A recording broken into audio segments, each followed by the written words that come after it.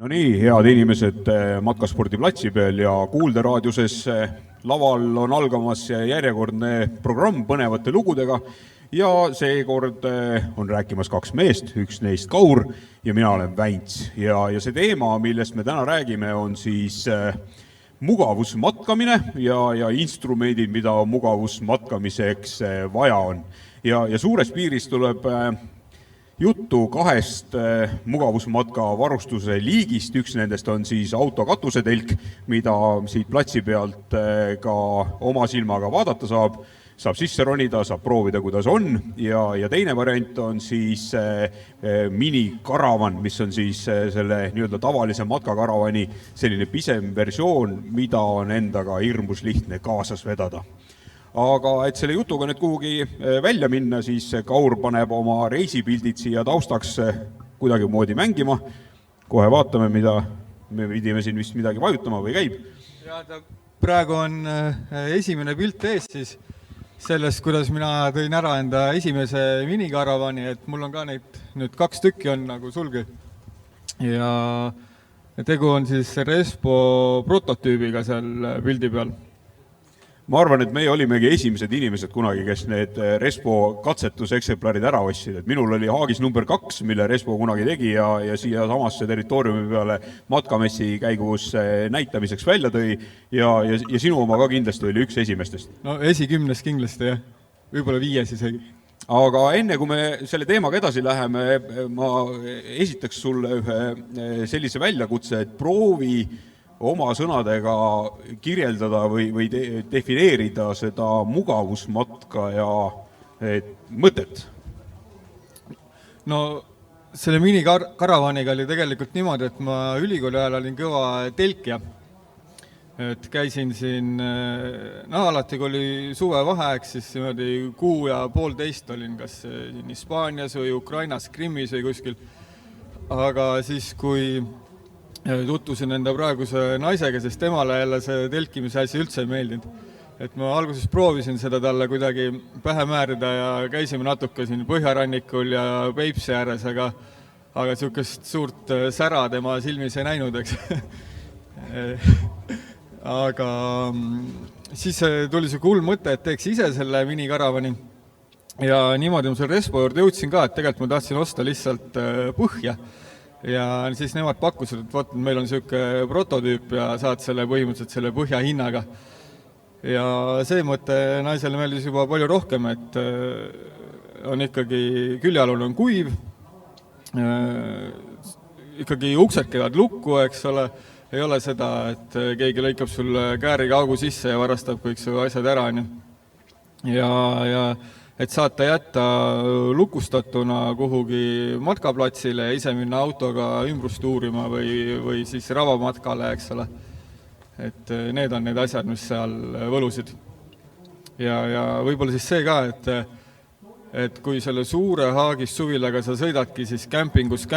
on, sest sellega sa võid minna suvalisele metsateele sisse keerata ja kui siis avastad, et see ikkagi kuhugi viia, eriti hea tagurdu ei ole, siis sa võid selle nagu käsitsi ümber pöörata ja ongi asi tahe, eks. No minu taust on tegelikult selline, et olles aktiivne automatka ja pigem sellist overland tüüpi automatkadel osaleja ja reisisarjade tootjana, siis minu need suured pikad autoreisid on suures osas jagunenud 2. Ühed on siis talvereisid, mil me kuude viisi elame 3 mehega ühes autos, sest selles -40, -50 kraadides telkimisest ei taha väga mõeldagi. Ja suvereisidel olen saanud, võiks öelda rahulikult sadu ja sadu öid elada maailma erinevates riikides telkides, sest meie automatkaseltskond jaguneb omakorda 2. Ühed on need, kes on autoomanikud ja nemad on siis endale sellised soojad ja mõnusad magamisasemed teinud autodesse ja siis on need reisijad ja muu rahvas, kes kaasas on, kes autosse magama ei mahu, nemad on meil siis tinglikult sellised telgikoerad. Et kui me ükskõik millise ilmaga kuskil laagripaigas seisma jääme, siis autoomanikud panevad oma auto ilusasti paika ja telgikoerad lähevad ja vaatavad siis, kuhu nad oma telgi panna saavad. Nii et ütleme, selle baasilt edasi minnes jõudsin mina esimese hooga välja auto katusetelgini, mis olid mulle niikuinii juba aastaid ja aastaid erinevatelt reisidelt silma jäänud, sest see, ütleme, selline overland tüüpi automatkamine, selle juurde lihtsalt kuulub see katusetelgis magamine ja eriti, kui sa oled veel selline inimene, kes ei taha sõita lihtsalt mööda asfaltteed ühest punktist teise, vaid pigem otsid ikkagi selliseid halvemaid teid ja nurgatagusemaid kohti, siis katusetelk pakkus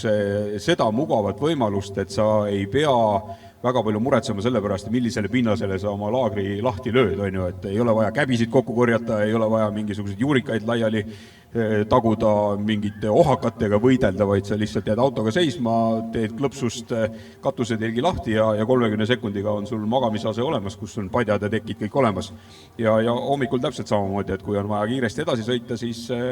üksi pusides mina oma katusetelgi saan sellise umbes minutiga kokku pandud ja kuna see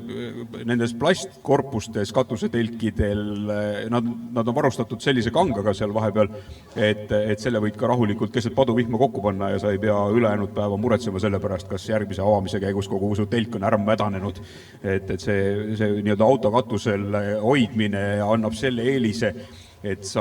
võid vedada kaasas ka veidi raskemat asja, et kõik ei pea olema mingi udupeene nanotehnoloogiaga kangad, mis automaatselt kuivavad ja ennast vahepeal sirgeks triigivad. Ja sealt katusetelkide imelisest maailmast edasi liikudes siis ka tegin paari aasta jooksul mõned sellised sessioonid minikaravaniga. Jah, ja selle minikaravani kohta veel võib-olla nii palju, et täpselt, kui sa selle suure karavaniga sõidad, on ju, et siis see kütusekulu on niisugune 15-16, on ju, et aga see minikaravan paneb 2 liitrit äkki juurde. Ja eelmine auto meil oli niisugune püsike 1,2 liitrine Renault ja see vedas ka nagu suurepäraselt selle minikaravani ära, eks. Et kui siin fotot vaadata, siis meie hakkasime perega matkama juba niimoodi, et noorem laps oli 2-aastane või kohe 2-seks saama, see väiksem oli täiesti rinnalaps ja said väga hästi hakkama seal karavanis, et ainuke asi, mida pidi siis jälgima, et saaks kuhugi puu alla panna, et hea jahe sees oleks. No ma enne tegelikult küsisin sult suunava küsimuse, et kuidas moodi sa seda mugavusmatkamist enda jaoks mõtestad ja lisaks sellele, et sina sellele ei vastanud, suutsin ka ise mitte vastata. Ehk siis ma räägin selle enda nägemus ära, et ega teda on üsna keeruline kirjeldada, aga ütleme, matkamist on väga mitut eri sorti ja minu meelest see mugavusmatkamise pool tulebki see, kui sa osa oma sellest matkaformaadist suudad muuta selliseks, et sa ei pea muretsema. Et olles tavatelki pakkinud kokku lugematutel kordadel läbi märjana ja kui ta on terve pika sõidupäeva katuseboksis seal 40-kraadise kuumuse sees, siis järgmine õhtu lahti tehes, eriti kui veel hilja laagrisse jääd, siis see telk on niiske, su riided on niiske, et kõik on selline rõske ja mõnedes tingimustes võib öelda ka üsna rõve. Mingi muda, mingid kärbsed on sinna sisse jäänud ja ühesõnaga sealt võib leida igasuguseid põnevaid asju, mingid nälkjeid ja tigusid, mis hommikul on lihtsalt rulli keeratud, kui on kähku vaja telk kokku panna. Et see mugavusmatkamine minu jaoks tähendabki just seda selle ebamugavama poole vältimist, et just nimelt, nagu ma enne rääkisin, et ei ole vaja muretseda selle pärast, et kuhu sa seisma jääd, milline on see pinnas, kas seal on muda, kas seal sajab vihma, on seal käbid või mingid muud asjad, vaatad lihtsalt, et auto jääb maaga paralleelselt, et kui telgis oleks mugav magada, klõpsad selle lahti ja sul ongi muretult olemas see magamisase, kuhu sa võid põhimõtteliselt laagrisse jäädes esimese 30 sekundi jooksul juba magama minna, kui sa tahad. Ja sama teema on ka hommikul ärkamisega, et mis on näiteks minu selle katusetelgi kolimise juures kõige suurem muutus, mida ma ise tajun, on see, et kui vanasti läksid metsa telkima, siis see hommikune laagri kokkupakkimine oli tavaliselt hästi pikk protsess. Täna on nii, et sõidame õhtul metsa, istume lõkke ääres, hommikul ärkad üles, klopid juustest okkad välja, paned katusetelgi 1 minutiga kokku ja sõidad ära kontorisse, et ei ole seda nii-öelda maadlemist koleda ilma puhul selle telgi kokkupanemise osas. Ja miks minu nii-öelda matkavarustuse repertuaari vahepeal kuulusid ka Respo erinevad minikaravanid, oligi pigem talvine teema, et kui katusetelki ei ole suures osas võimalik mingisugust erilist soendust sisse leiutada, siis näiteks nendesse Respo minikaravanidesse, mul on need 2 tükki olnud, nendel mõlemal olid siis diislikerod peal, mis tähendab seda, et laagrisse jõudes vajutad lihtsalt nuppu ja soe õhk hakkab maagiliselt tulema ventilatsiooniavadest välja ja sa tegelikult tunned ennast igasuguste miinuskraadidega väga mõnusalt ja mugavalt. Ja täpselt samamoodi ei ole sul vaja muretseda, millise ilmaga sa oma laagerdamise lõpetad, lööd lihtsalt ukse selja taga kinni ja sõidad minema. No põhimõtteliselt minu jaoks see minikaravani kõige ilmekamaks terminiks võiks olla selline ilmastikukindel telk. Ratastel telk me ka vahel nimetame seda niimoodi. Ja jah, viimasel karavanil mul on nüüd ka see küte on seal sees ja käisime naisega siin talvel Juminda poolsaare tipus suure tuulega, natuke alla 20 kraadi külm oli väljas ja see kero küttis sisse 23 kraadi niimoodi, et õhtul vaatasime seal rahulikult Tarantino filme ja oli väga mõnus. Ja üks teema, mis kindlasti sellesse asjasse puutub, on ilm. Et olles inimene, kes ikkagi läheb metsa siis, kui tahab minna, pigem tahaks kogu aeg minna, siis on olemas mingisugused ilmastikuformaadid, mille puhul väga lõkke kõrval istuda ei taha. Sajab mingit koledat lund, sajab mingit koledat vihma, puhub selline tuul, et käed ja jalad kukuvad otsast ära mingil hetkel, siis tegelikult on väga mõnus, et sa saad ka selles metsas olemise ajal kuhugi varjuda. Just, ja lastega käies on samamoodi, et väga vajalik asi on see varikatus, mida siit pildi pealt on ka näha, et siis kui päike paistab, siis saab sinna varju minna, kui vihma sajab, saab seal all olla ja ei pea kogu aeg toas olema. Et miks me selle pisikese karavani ostsime just sellepärast, et seda toasoleku aega oleks võimalikult vähe, et kaua sa seal putkas ikka istuda tahad, et see jääb magamiseks ja kui reisil olla, siis tuleb ikkagi õues olla. Mis mulle selle matkaformaadi juures kõige rohkem meeldib, on see nüüd hiljuti tekkinud võrdlusmoment, et siin eelmine aasta ma ühe telesarja tegemise käigus ostsin endale ühe selle matkaauto, sellise kämperi ja sõitsin sellega siin Eestimaal kohutavas koguses kilomeetreid läbi, aga selle käigus sai selgeks, et see oli minu jaoks liiga mugav lahendus. Et sellest kadus see matkamise mõte justkui ära. Et mulle pigem meeldib see vanliferite ütlus, et vanlifer oled sa siis, kui sa ikkagi enamuse õhtuajast istud autost väljas. Et mitte ei ole kogu aeg autos sees, et sõidad kuskil pargiklasse, pargid ennast ära ja siis kogu ülejäänud õhtu istud seal sooja laua taga ja puhud endale sooja õhku peale, kallad kohvi ja limpsid meelast veinikest. Vaid pigem minu jaoks on just atraktiivne see, et ma pean laagrisse jõudes ikkagi tegema mingit toimingut, võtma oma matkatoolid välja, panema matkalaua üles, panema oma matkapliidid paika, istuma lõkke ääres, tegema süüa. Et selle kämperi puhul mina näiteks täiesti reaalselt tajusin, et kui oli halb ilm, siis mõni õhtu oligi selline, et ma lihtsalt ei tulnud sealt välja, et paned pliidi peale kohvi sooja ja võtad külmkapist külma veini, lõikad vorsti lahti ja ongi see sinu laagerdamine, aga mingil hetkel tekkis endal selline ideoloogiline error. Ja nii on ja sest mugavus matkamise poolest veel, et minu jaoks on väga mugav see, et kui sa lennukiga lähed kuhugi, siis sul peavad olema nagu asjad totsna pakitud, väga täpsed kilod, värgid, kõik paigas on ju, sul on täpne aeg, millal sa pead minema, aga selle kämperiga on niimoodi, et mõtled, et kurat, et siuke kesknädalal, et võiks hakata nagu minema kuhugi ja siis sõidadki Horvaatiasse või Sloveeniasse või ükskõik kuhu ja sul ei pea nagu mingit väga spetsvarustust olema, et meie võtame alati enda kodused pannid, potid kaasa ja nii ta läheb, on ju, et nii palju vaatame, et võib-olla et keraamilisi nõusid ei võta, aga see on hea, et sa jõudsid nüüd omadega juba Horvaatiasse ja teistesse põnevatesse riikidesse, et tegelikult sa võiksid veidi kirjeldada mõnda või paari oma viimast reisi, kuidas on selle minikaravaniga näiteks välisriikides sõita, kuidas erinevates parkimiskohtades vastu võetakse ja mida perega reisides üldse sellisel juhul tähele panna? jah, et viimased aastad me oleme nüüd teinud sellised pikemad reisid, et alguses, kui lapsed väga väiksed olid, et siis me käisime jah niimoodi Läti, Leedu, eks, aga nüüd 2020 käisime Sloveenia, Horvaatia ja eelmine aasta käisime natuke, pea kuu aega olime Rumeenias. Ja Aagisega on sõita väga hea, et meil lapsed, kui sõidame koduväravast välja, siis hakkavad seda kohe koduks nimetama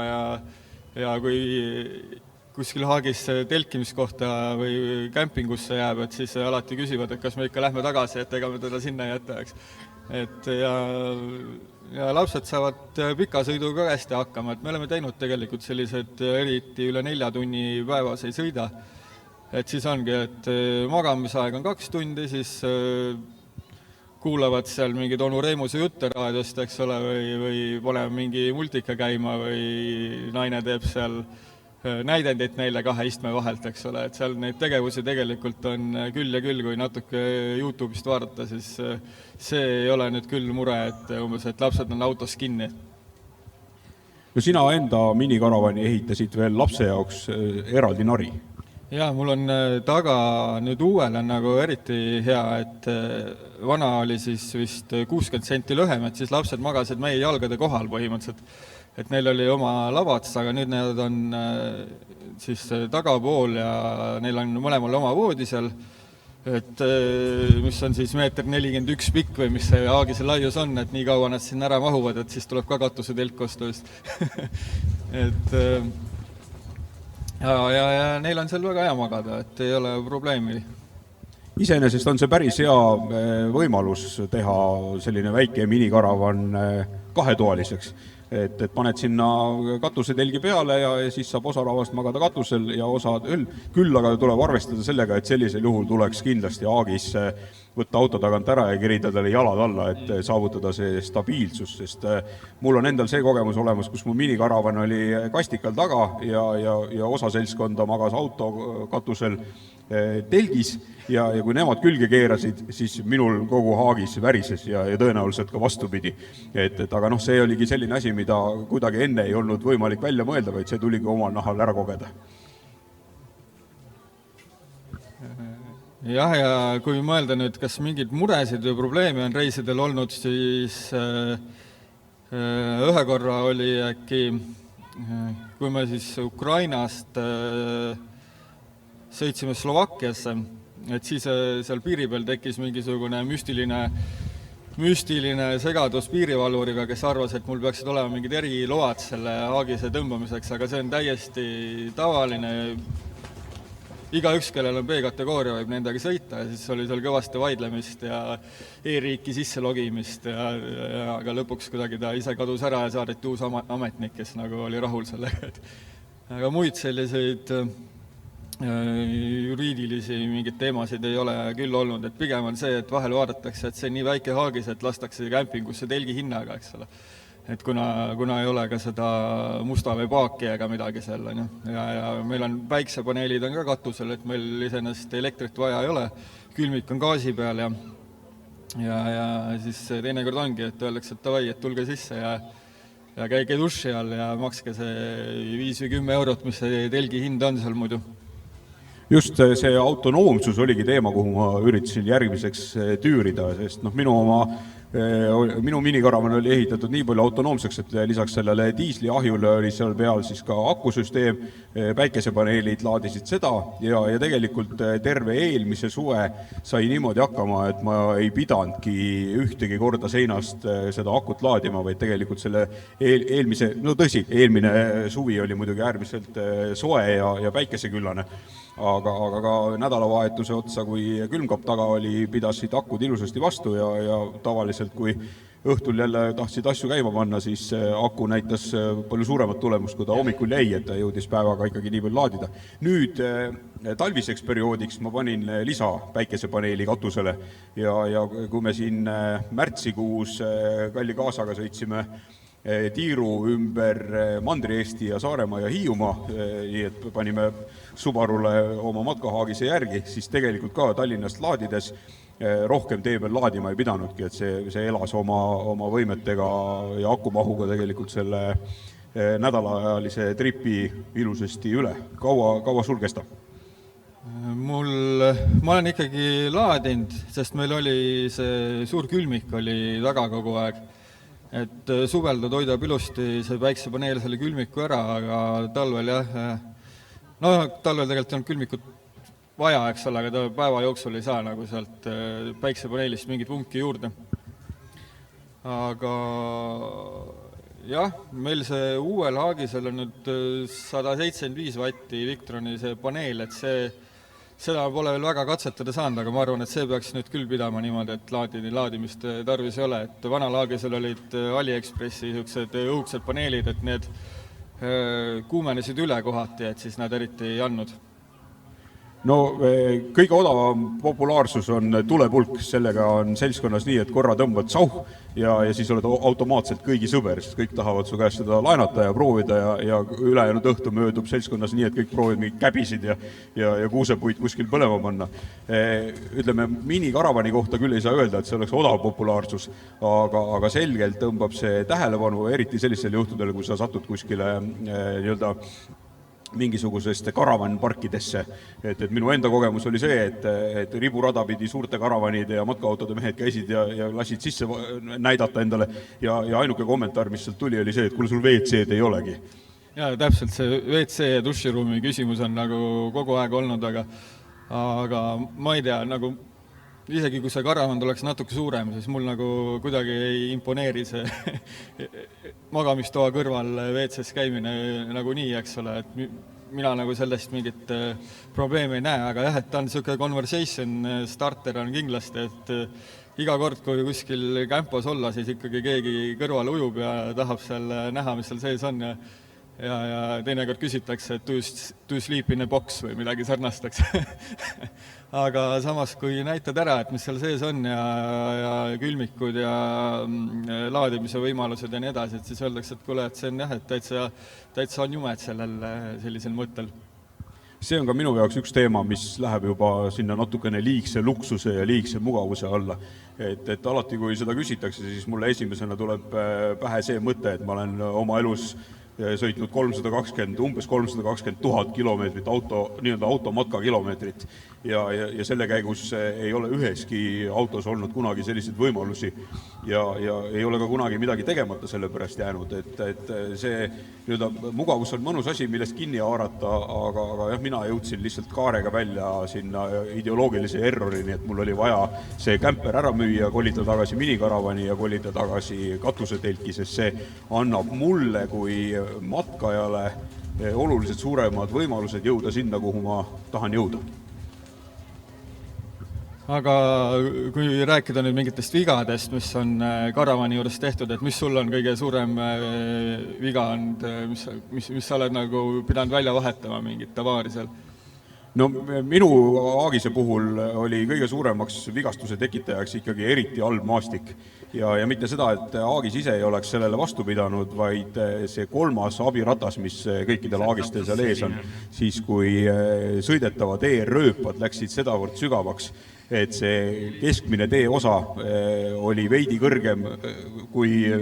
kõrgele mõnu seda abiratast tõsta andis, siis see jälle takerdus mingisuguse kännu või kivi taha ja ühel hetkel käis mingi klõnks ja see oli jälle omakorda kõveraks läinud. Aga õnneks see tükk, mille külge see kinnitus, need maksid 15 €, nii et neid sai iga päev, või mitte iga vajaliku korra ajal käia jälle respust juurde võtta ja uus külge kruhida. Tõsi, nüüd nädal aega tagasi sai see keevitatud kogu konstruktsioon veidi kõvemaks, et nüüd siis võib-olla, kui mingisuguse erilise kivi taha keegi kavatseb sellega takerduda, siis tuleb võib-olla Haagis ise auto küljest lahti. Aga muid mingisugused erilisi muresid mulle ei ole sellega küll olnud. Mul on pigem olnud mingi lisavarustuse teemased, et ongi, et ostad kõige odavamad paneelid või paned külmiku Haagisesse sisse, siis saad aru, et seal külmiku ümber ei ole piisavalt õhuruumi, et ta saaks ennast jahutada või mõtlen, mis seal, või siis varikatus on mul nüüd 3. varikatus põhimõtteliselt, millega ma loodan, et nüüd tundub, et ma olen rahul sellega, et siin jah, et tihti tuleks enne nagu kõvasti tööd teha ja valida, et mis see õige on, et ei tasu kohe kõige soodsamat või esimest ette juhtuvat lisavarustusvidinat võtta. No mina olen nii palju analoogmees, et ainukesed nupud, millega ma oma elus hakkama saan, on need, mis on filmikaamera küljes.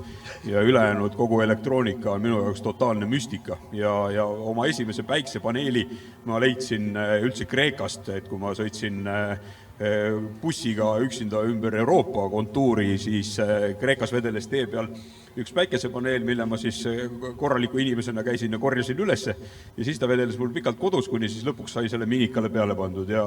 see oligi eelmisel kevadel. Ja suve lõpuks tuli välja, et tegelikult oligi tegemist väga mõnusa asjaga. Aga jah, nagu ma juba enne ka ütlesin, siis tegelikult selleks talveks sai lisapaneel sinna panna, sest ega meil talvel siin Eestimaal mingit erilist ja liigset luksust päikesega ei kipu olema. Ja nüüd ma jõudsin piltidega siin Rumeenia reisini, et see oli siuke vägev reis, et inimestel tihtipeale on sellest Rumeeniast selline eelarvamus, aga tegelikult on ikkagi väga lahe riik, väga sõbralikud inimesed ja just kardetakse, et seal on palju mustlasi või midagi sellist, et meie nagu suurlinnades paaris kohas nägid silmanurgast mõnda, aga tegelikult on täiesti tavaline Euroopa-meelne ja tohutult ilusa looduse, vägevate vaatamisväärsustega riik, kuhu kindlasti soovitaks minna kõigil. Kui see on nüüd praegusel hetkel sinu teine haagis, kindlasti oled sa palju esimesest haagisest õppinud, kas see nüüd jääb mõneks ajaks viimaseks haagiseks või sa kasutad seda veel õppematerjalina siis kolmanda ehitad sellise, mille endale elu lõpuni alles jätta? No ma arvan, et see nüüd on päris pikalt, et nii kaua, kui lapsed sinna võiki sisse mahuvad, siis see haagis jääb, et kui enam võiki sisse mahuvad, siis peab mõtlema, et kas katusetelk või suurem haagis või kuidas seda minna, kuidas seda teed jätkata, aga see haagise reiside teema on küll meile väga südamelähedane, et ikkagi sa näed palju rohkem ja meie käime sellistes väikestes kämpades, ma ei tea, Eesti mõistes võib-olla turismitalud, et niimoodi, et sa lähed nagu inimestele külla, mitte ei tarbi seal mingi suures kämpingus lihtsalt teenuseid, eks ole. Räägime natukene varustusest ka, mis kaasas on. Ilmselgelt keegi ei istu õhtu otsa seal haagises, kui just ilm väga kole ei ole. Aga milline on see sinu tavaline varustuse setup? No kui mõelda seda laagrivarustust, siis ongi, meil on see telk, siis on külmik, gaasibaloon, kus siis saab külmik ja matkapliit saavad siis unki. Toolid, lauad, mõtlen, mis seal veel on, grillid paar tükki, üks ongi see gaasigrill ja siis on meil ka soegrill kaasas. Et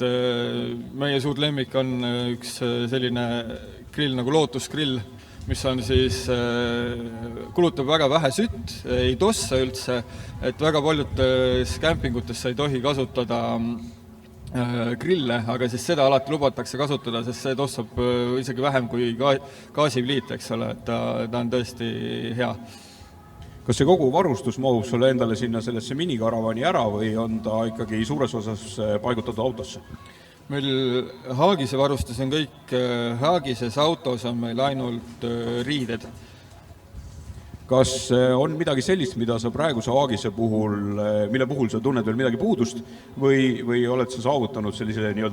minikaravanimehe nirvana, et sa tead, et nüüd on kõik valmis ehitatud, kõik mõtted on ära realiseeritud ja rohkem pole vaja midagi teha, kui ainult auto käima panna ja ainult reisida?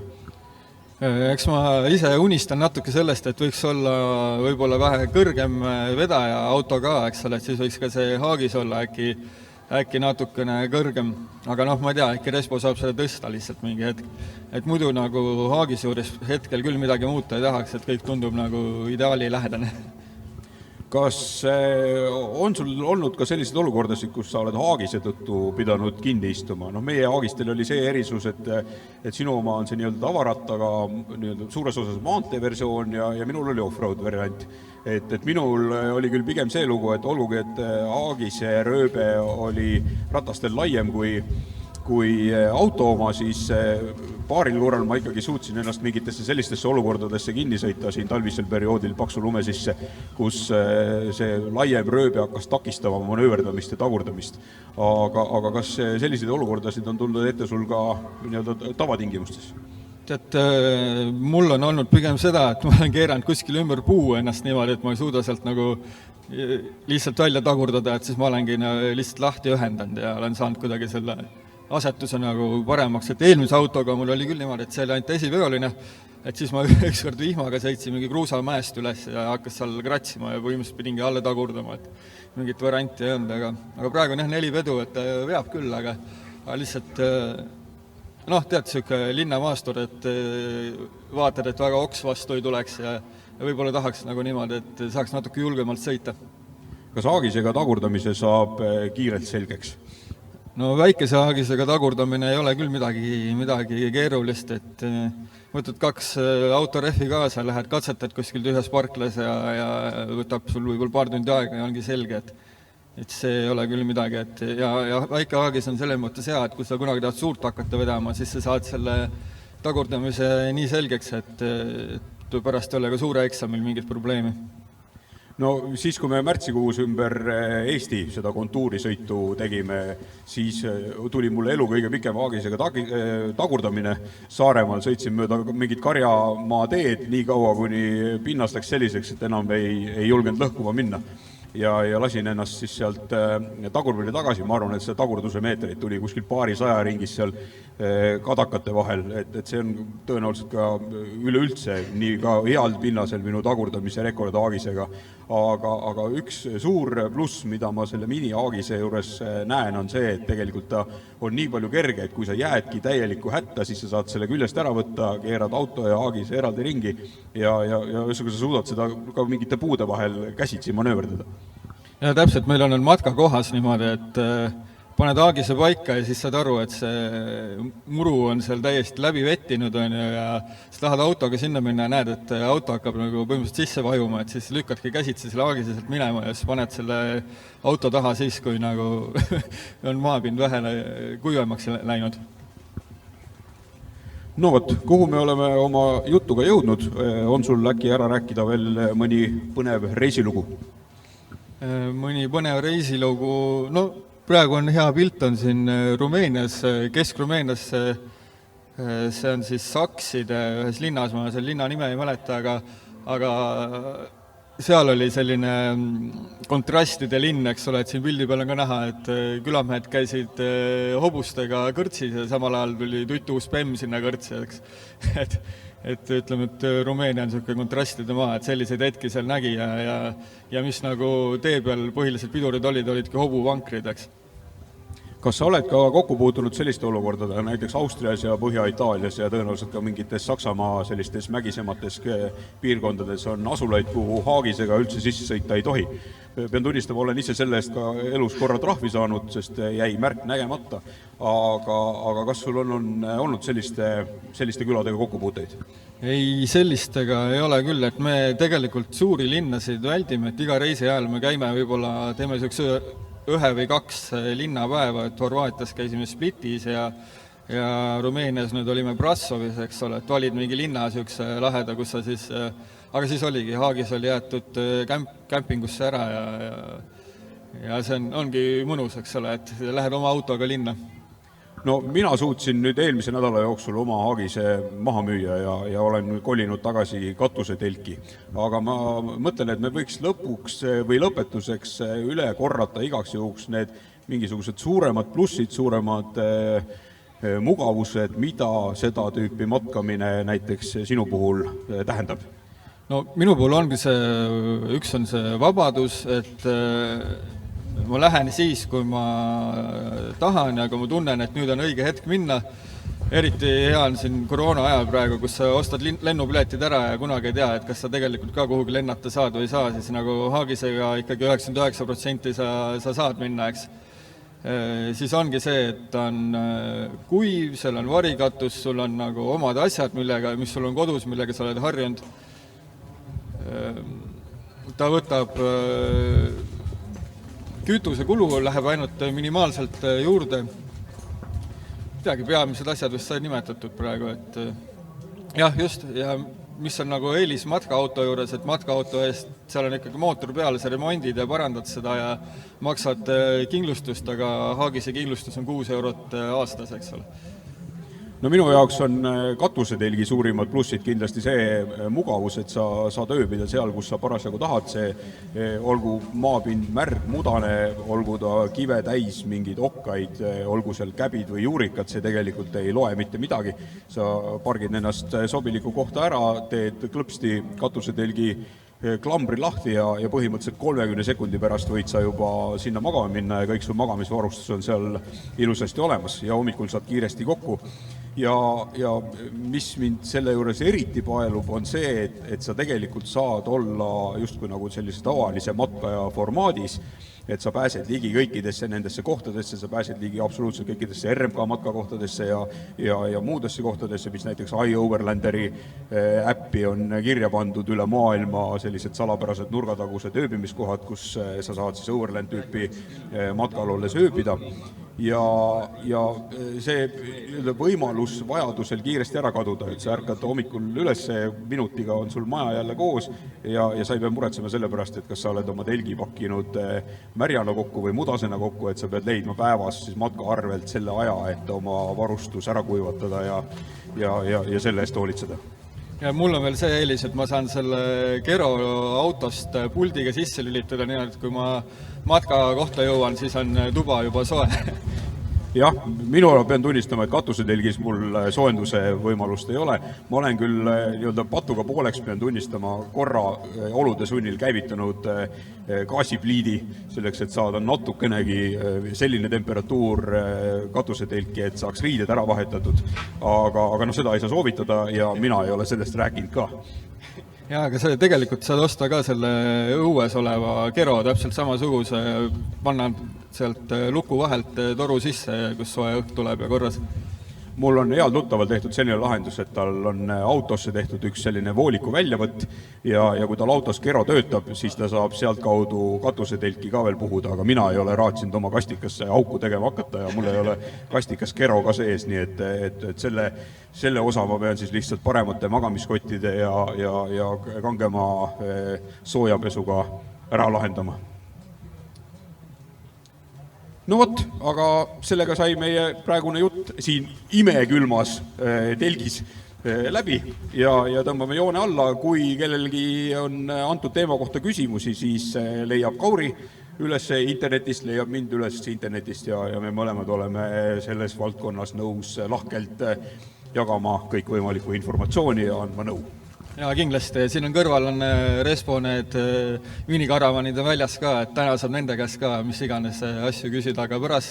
pärast võib alati mulle kirjutada või Väntsile. Ja 2 toredat katusetelki on meil ka siin matkaspordiplatsi peal väljas, nii et olete palutud lahkelt ligi vaatama, sisse astuma, kui ei usu, et mahute magama, ronige sisse, heitke pikali, saate endale pildi ette ja selle juures leiab kindlasti ka inimesi, kelle käest küsida informatsiooni.